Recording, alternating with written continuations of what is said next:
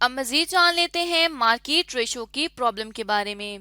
तो जैसे कि अपनी लास्ट वीडियो में हम मार्केट रेशो की प्रॉब्लम को देख रहे थे, जिसमें XYZ कंपनी थी और उसका तमाम डेटा अवेलेबल था और हमने डिफरेंट रेशोज जो हैं वो कैलकुलेट करनी थी, जिनमें सबसे पहली थी बुक वैल्यू रेशो, फिर थी डिविडेंड यील्ड, फिर थी अर्निंग पर शेयर।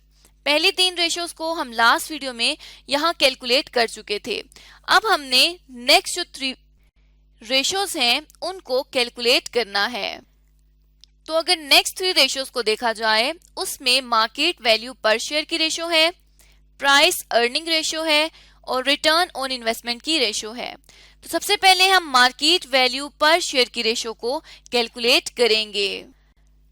तो अगर मार्केट वैल्यू पर शेयर की बात की जाए तो ये एक ऐसी रेशो होती है जो कंपनी को ये बताती है कि कंपनी की टोटल मार्केट वैल्यू की बेसिस पर एक शेयर की कितनी मार्केट वैल्यू है। तो यहाँ पर इसको हम एक फार्मूले के थ्रू कैलकुलेट कर सकते हैं। जो फार्मूला हमारे पास अवेलेबल है वो है total market value divided by total number of shares. अब यहाँ पे समटाइम्स इस रेशो को 2 कैटेगरीज में डिस्ट्रीब्यूट किया जाता है, जो एक मार्केट वैल्यू पर शेयर कंपनी की मार्केट वैल्यू और दूसरी कंपनी की इक्विटी की मार्केट वैल्यू की बेसिस पर भी ये रेशो कैलकुलेट की जाती है।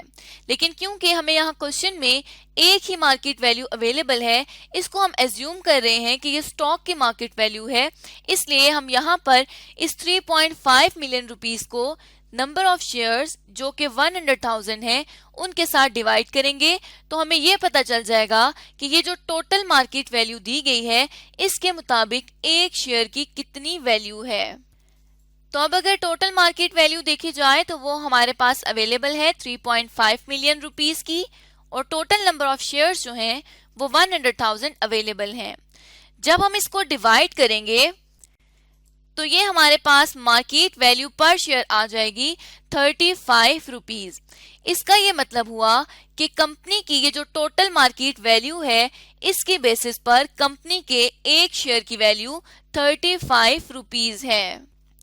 अब मार्केट वैल्यू पर शेयर जितनी ज्यादा होती है, इन्वेस्टर्स एज्यूम करते हैं कि कंपनी के शेयर की प्राइस उतनी ज्यादा है और उसी कंपनी में इन्वेस्ट करने में ज्यादा इंटरेस्ट लेते हैं। अब जो नेक्स्ट रिक्वायरमेंट है वो हमारे पास है प्राइस अर्निंग रेशो की। तो यहाँ पे हम प्राइस अर्निंग रेशो को कैलकुलेट करेंगे। अगर प्राइस अर्निंग रेशो की बात की जाए तो प्राइस अर्निंग रेशो एक ऐसी रेशो होती है जो कंपनी को रिलेशनशिप बताती है कि कंपनी की मार्केट वैल्यू और अर्निंग पर शेयर में क्या रिलेशनशिप है।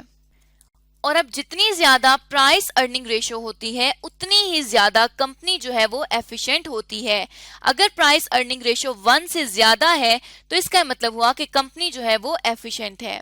अब यहाँ पर प्राइस अर्निंग रेशो को हम इस फॉर्मूले के थ्रू कैलकुलेट कर सकते हैं, जिसमें मार्केट वैल्यू पर share divided by earning per share.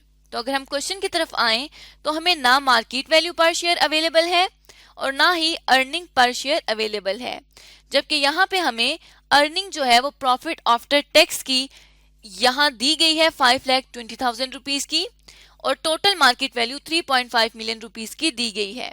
लेकिन जो प्राइस अर्निंग रेशो है वो एक शेयर से रिलेट करती है, इसलिए हमने हमेशा यहाँ पे मार्केट वैल्यू पर शेयर और अर्निंग पर शेयर को लेना है।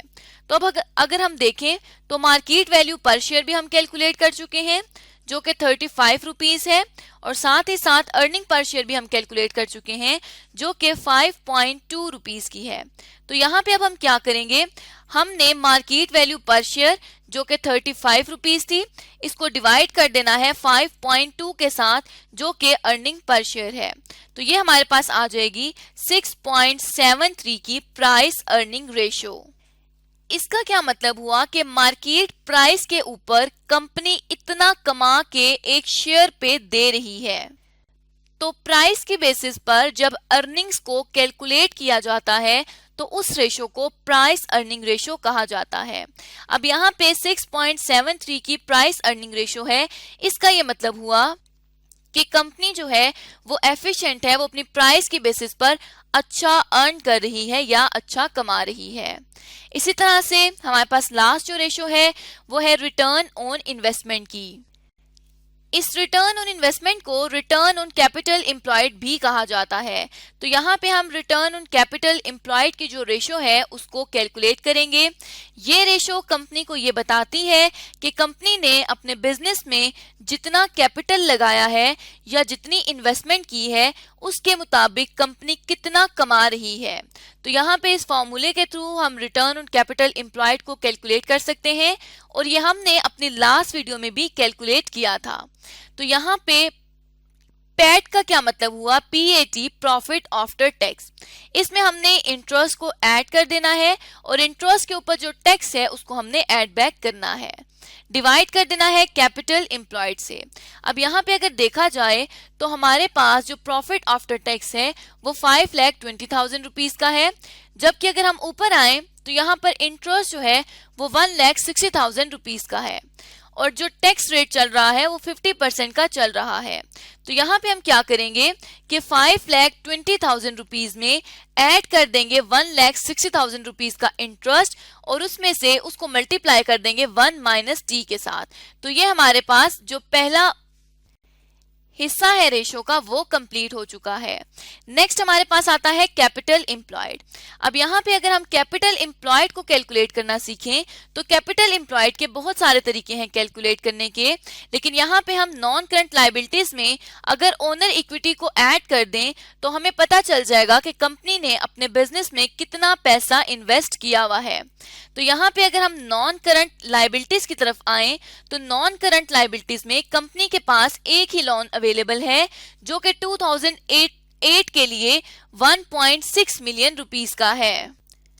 तो अब इस लॉन्ग टर्म लोन में हमने कैपिटल को ऐड करना है। तो यहाँ पे 2 मिलियन रुपीस का कैपिटल है और साथ ही साथ 8,12,000 रुपए की रिटेन अर्निंग्स अवेलेबल हैं।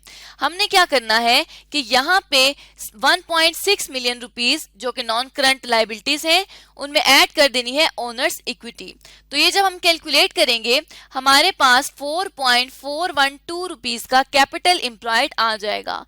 इसका क्या मतलब हुआ कि कंपनी ने इतना पैसा अपने बिजनेस में इन्वेस्ट किया हुआ है।